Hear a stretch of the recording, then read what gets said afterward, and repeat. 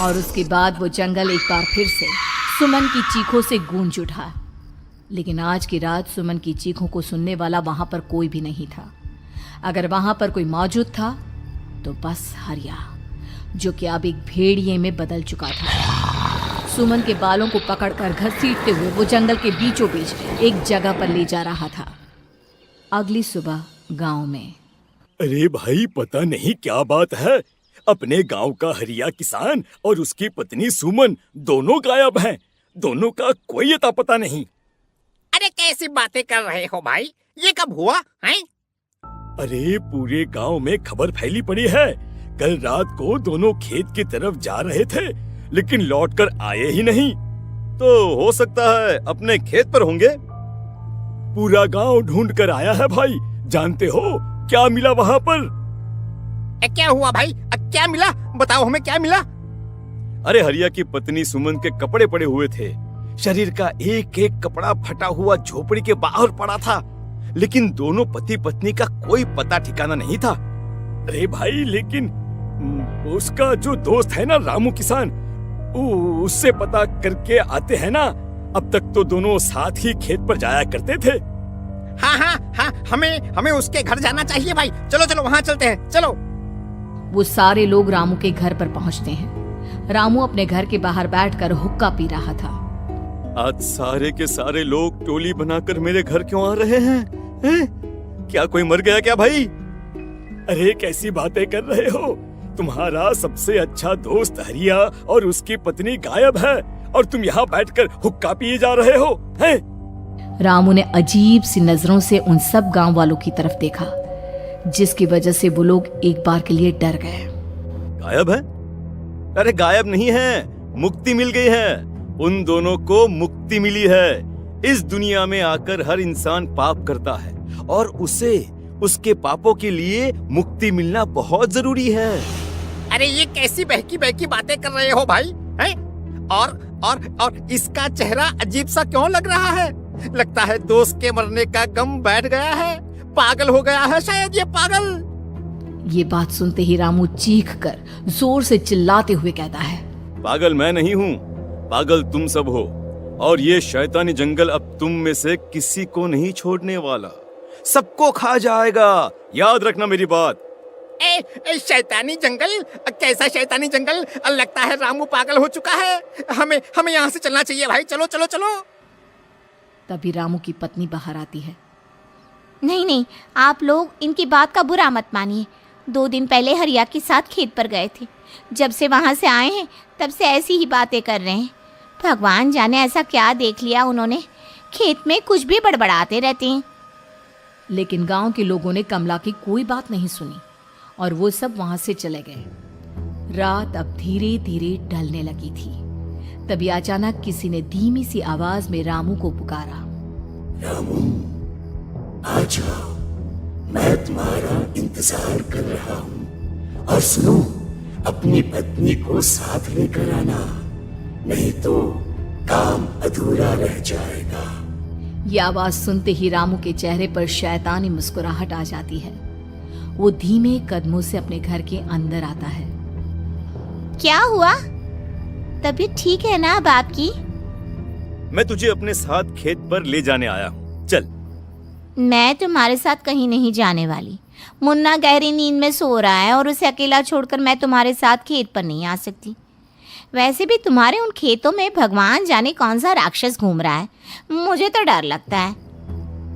रामू गुस्से में दांत पीसता अपनी झोपड़ी से बाहर आ जाता है और कमला गहरी नींद में अपने बच्चे के साथ सो जाती है। तभी अचानक रात को रामू की झोपड़ी के ऊपर एक साया वही गाना गुनगुनाते हुए घूमने लगता है जो हरिया के मोबाइल में बजा करता था। मैं मौत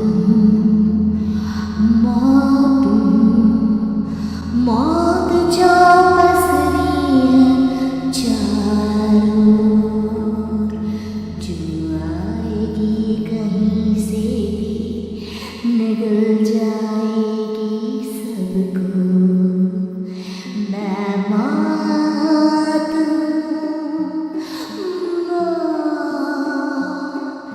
अब मैं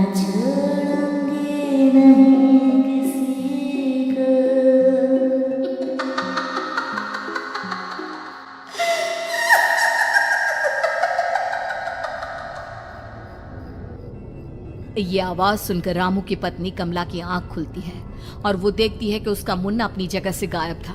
कमला चीखते हुए बाहर दौड़ कर आती है। वहां पर उसने देखा कि रामू ने अपने बच्चे को झोपड़ी के बाहर एक पेड़ से उल्टा लटकाया हुआ था और उसका बच्चा चीख चीख कर रो रहा था। वहीं दूसरी तरफ एक साया बच्चे के ठीक नीचे आग जलाकर उसके चारों तरफ हैवानों की तरफ नाच रहा था। छोड़ दो मेरे बच्चे को। अरे क्या कर रहे हो तुम? शर्म नहीं आती तुम्हें? अपने ही बच्चे को इस तरह मौत के हवाले करते हुए। अपना बच्चा? किसने कहा ये मेरा बच्चा है? अरे ये तो उस रामू की औलाद है, इस गांव के किसान रामू की, और मेरी दुश्मनी इस गांव के हर इंसान के साथ है। क्या? कैसी बात कर रहे हो तुम? और ये औरत कौन है? ये मेरे बच्चे को खा जाएगी। तभी अचानक से उस साया ने एक बेहद खतरनाक दिखने वाली औरत का रूप ले लिया और उसकी आंखों से आग निकल रही थी। सही पहचाना तूने। मैं तेरे बच्चे को खा जाऊंगी। अगर तू अपनी इस हैवान पति रामू के साथ जंगल नहीं आई तो मैं तेरे बच्चे को खा जाऊंगी। लेकिन क्यों? आखिर क्या चाहती हो तुम मुझसे? मुझे जंगल क्यों ले जाना चाहती हो? औरत बुरी तरह से ठहाके मार मार कर जोर जोर से हंसने लगी और साथ में रामू भी। ये तो तुझे वहाँ चलने के बाद ही पता चलेगा ना। अगर तू नहीं आई तो थोड़ी देर में तेरा ये बच्चा आग में जलकर मर जाएगा। चल जल्दी। नहीं, मेरे बच्चे को छोड़ दो। तुम जहाँ कहोगे मैं तुम्हारे साथ चलने के लिए तैयार हूँ। और उसके बाद उस बच्चे को झोपड़ी में लिटाकर आगे आगे वो साया चल रहा था और उसके पीछे पीछे रामू अपनी पत्नी के बाल पकड़कर उसे घसीटते हुए जंगल की तरफ ले गया। जंगल में जाने के बाद, कितनी खूबसूरत हो तुम। आज की रात बस तुम और मैं एक दूसरे के साथ रहेंगे। मुझे तुमसे बहुत डर लग रहा है। तुम्हें क्या हो गया है? तुम तो बिल्कुल ठीक थे। वो होगा जो हमारे बीच होना चाहिए। तो आओ अपने आप को मेरे हवाले कर दो। कमला ने डर की वजह से अपनी दोनों आंखें कसकर बंद कर ली थी। रामू ने बुरी तरह से चीख कर कमला से कहा, आंखें खोलो अपनी और मेरी तरफ देखो। कमला ने जैसे ही अपनी आंखें खोली उसने देखा कि रामू एक खतरनाक खूनी हैवान में बदल चुका था।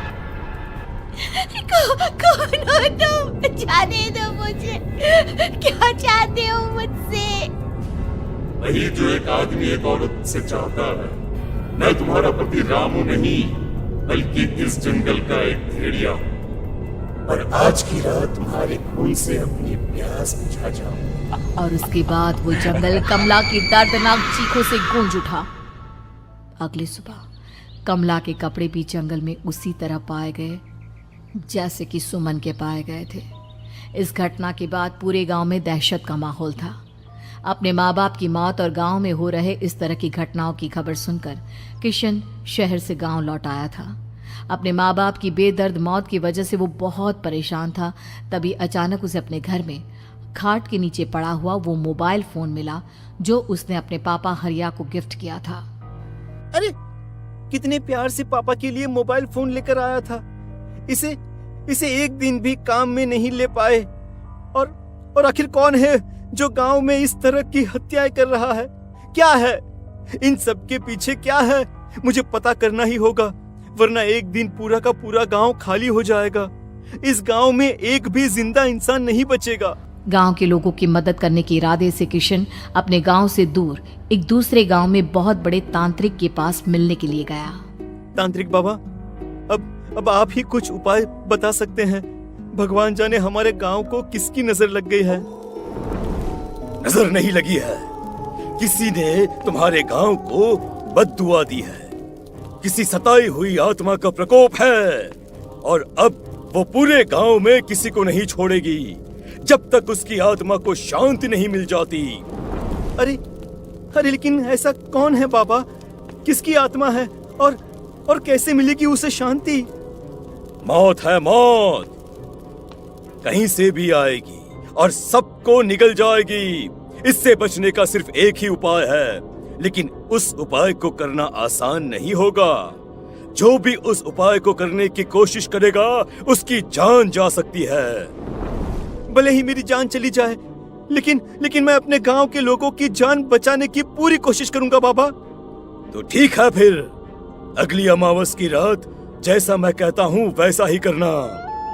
अमावस की रात तांत्रिक के बताए अनुसार किशन अपने साथ केरोसिन लेकर जंगल की तरफ चल पड़ा। उसके हाथ में देवी के मंदिर का सिंदूर भी था। किशन जंगल के बीचों बीच पहुंचा। ये देखकर उसकी आंखें फटी की फटी रह गई। वहां एक उबलते पानी का तालाब था और कई लोगों की लाश लटक रही थी। किशन के माँ बाप की लाश भी वहीं थी। माँ, बापू, क्या हो गया? ये क्या हो गया? तभी वहां पर एक औरत और आदमी आते हैं। उन्हें देखकर किशन चौंक जाता है। गोपाल काका, आपकी तो 5 साल पहले मौत हो गई थी। और निर्मला काकी, आप? मौत तो हो गई थी, लेकिन तुम ये नहीं जानते कि हमारी मौत कैसे हुई थी। क्या कहना चाहते हैं आप? कुछ नहीं, बस ये जान लो कि अब इस गांव में कोई जिंदा नहीं बचेगा।